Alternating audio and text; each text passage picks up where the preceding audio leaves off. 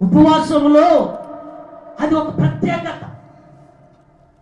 ఉపవాసంలో ఏదైతే నీ ఆత్మీయ జీవితానికి అడ్డొచ్చిందో, మన ఆత్మీయ జీవితానికి ఏది అడ్డుగా నిలబడిందో, ఆ అడ్డుగా నిలబడటానికి మనలో ఉండడానికి సాతానుడు మనలో ఉండి వారికి ఉన్న సమయాన్ని వాడు ఉపయోగించుకుంటున్నాడు.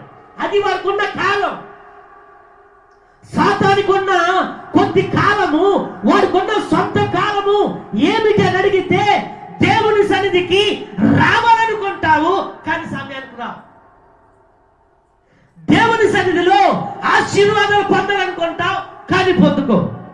దేవుని సన్నిధిలో చాలా ఉన్నతమైన స్థితిలో ఉండాలనుకుంటావు కానీ సమయంలో దేవుని సన్నిధిలో నువ్వు కనిపెట్టవు. సమయానికి రాము, సమయానికి కనిపెట్టం, సమయం తీసుకోము. ప్రార్థనకు ఒక సమయం అంటూ ఉండదు మనకి. దేనికైనా సమయము మనము తీసుకుంటాము కానీ మనం దేవునికి ఇవ్వాల్సిన సమయము దేవునికి ఇవ్వము. కానీ ఆశీర్వాదం కావాలనుకుంటా. ఆశీర్వాదం రెండు రకాలు. ఒకటి భౌతికమైనది, రెండు ఆత్మ సంబంధమైనది. ఈ దినాన ప్రతి సంఘాలన్నీ కూడా కొక్కోలుగా నింపబడిపోవడానికి గల కారణము, కిటకిటలాడబడిన కారణము ఆశీర్వాదాలు.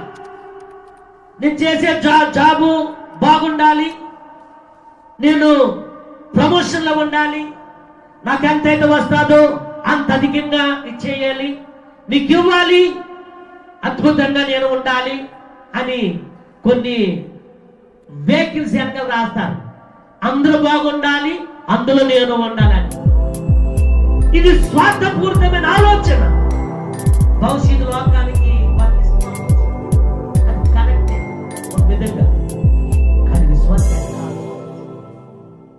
విశ్వాసులైన మనకి అవసరమైనది ఒక్కటే. ఏంటో తెలుసా? ఉత్తమమైనది. ఆ ఉత్తమమైనది ఏదో తెలుసా? అది మన జీవితాలలో నెమ్మది లేనప్పుడు నెమ్మదినిచ్చేది.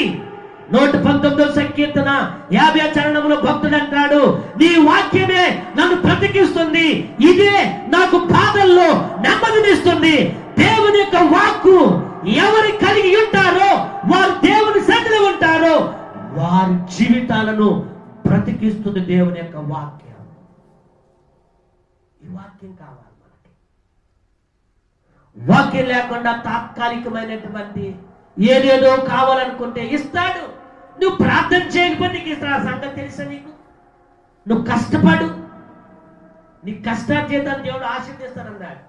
దేవుని సందుకు వచ్చేవాడినే కాదు, ఆయన సందుకు వచ్చేవాడినే కాదు, దేవుని ఎరిగేవాడినే కాదు, దేవుని ఎరగలేని వారు కూడా కష్టపడుతున్నారు.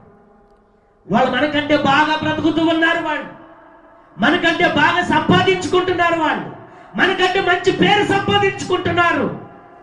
లోకంలో ఉన్నవాళ్ళు ఎవరు కూడా తక్కువ చేయకండి, ఎవరు కూడా తక్కువ అంచనా వేయకండి.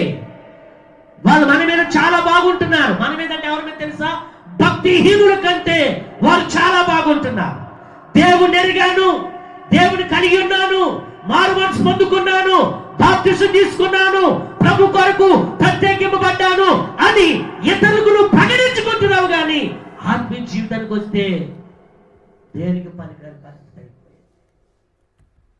నరికి వేయబడి అగ్నిలో వేయబడినటువంటి దుస్థితి అయిపోయింది నేటి దినాల్లో సంఘం.